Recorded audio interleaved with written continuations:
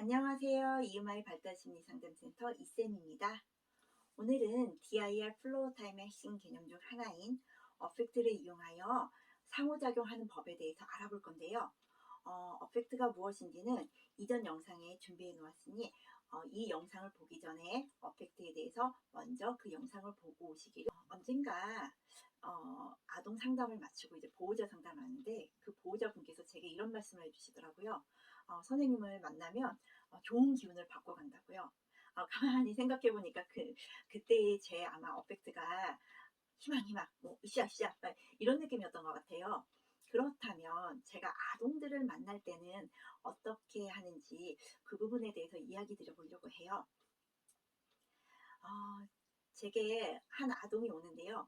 그 아동은 저에게 오기 전 AB를 통해서 말을 틔웠다고 합니다. 그런데 처음 만나는 날 이 아동의 표정이 굉장히 이게 드라이하다고 하죠. 무표정해요. 무표정하고 분명 놀잇감을 가지고 노는데 상호작용이 안 일어나요. 근데 특이하게도 어떤 상황에서 어떤 단어나 어떤 말을 하면 아동이 마치 정해진 인풋에 정해진 아웃풋을 하듯 정해진 말은 나오더라고요.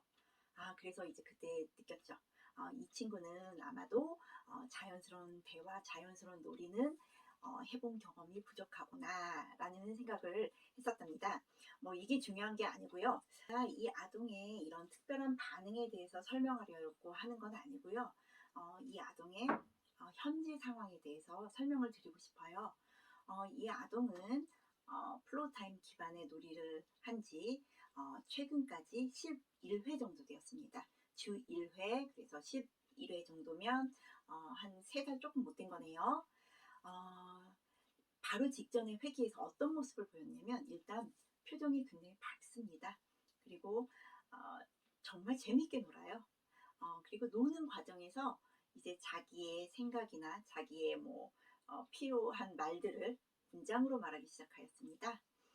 게다가 그뿐만이 아니라 굉장히 자연스러운 대화가 핑퐁처럼 되는 거예요. 부모님도 이제 보호자분도 저에게 말씀하시기를 억양도 굉장히 자연스럽고 굉장히 천연덕스럽다는 그런 보고들을 저에게 해주셨어요. 제가 이 아동과 사실 한 건 별거 없습니다. 그냥 정말 재미있게 놀았어요. 그런데 그 놀이에서 제가 굉장히 중요하게 생각했던 건 바로 어펙트였습니다. 아동과 놀이를 할 때 즐겁게 놀았다고 하지만 사실은 저는 이때 어펙트를 사용했고 아이의 감정과 맞추고 공감하는 작업을 굉장히 신경 썼습니다. 제가 한번 예를 들어 볼게요. 아이가 주차장을 조작하려고 하는데 잘 안 될 때 제 반응을 한번 예측해 보세요. 예상해 보세요. 1번 이걸 눌러봐. 이거 누르면 돼. 2번 선생님한테 도와달라고 말하면 돼.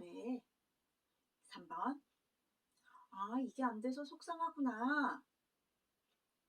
자, 여기에 제 반응이 어떤 것인지 정답이 있을까요? 정답은 없습니다. 왜 냈나 싶으시죠?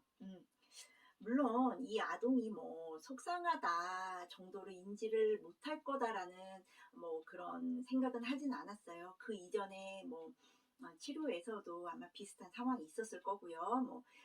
비슷하게 반응을 치료자들이 해주지 않았을까 싶어요. 근데 저는 이런 속상하겠다 이걸 해봐라 이것부터 하지 않았어요.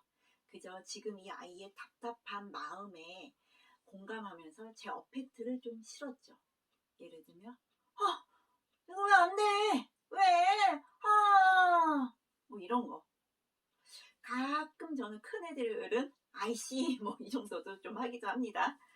자, 이제 이럴 때 해결할 방법을 다른 치료에서는 바로바로 알려주었을 수도 있지만 저는 이제 알려주지도 않고 이러니까 처음에는 아동이 그냥 포기하고 슉 가려고 하더라고요. 그때 이제 제가 마술사처럼 딱 그 문제를 딱 해결하니까 아이가 눈이 번쩍해요. 이렇게 보더니 번쩍하더라고요. 그때 이제 제 반응은 어땠을까요?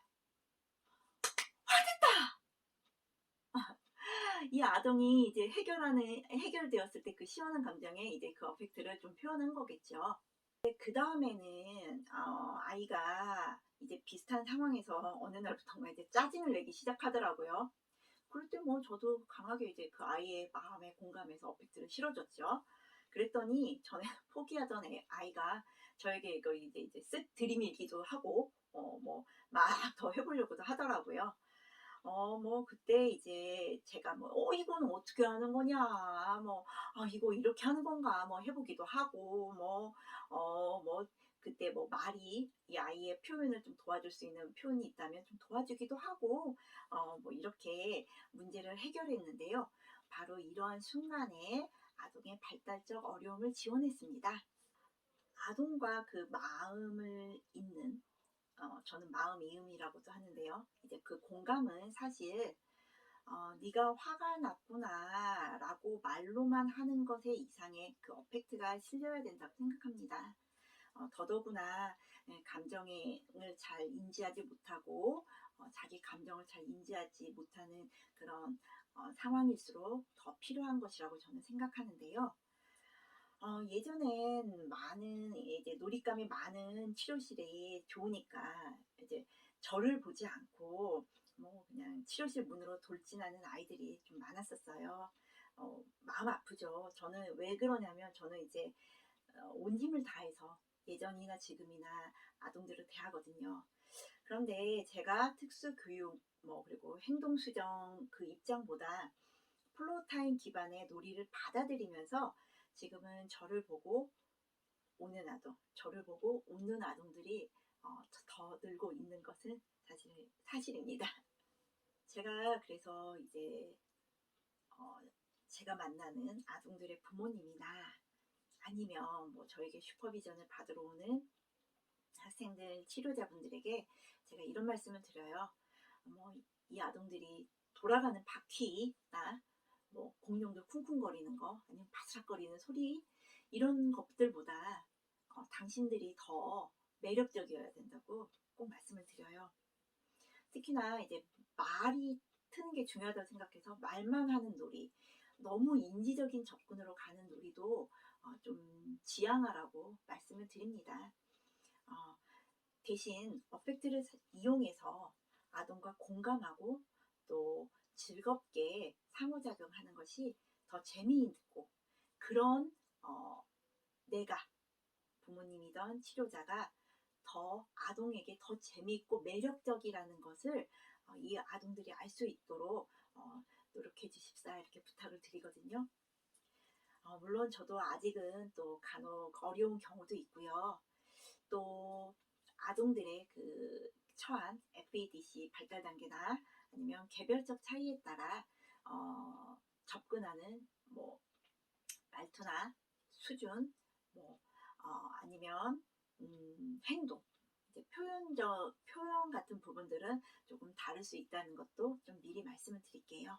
어펙트를 이용해서 상호작용하는 것에 대해서 말씀을 나눠봤는데요.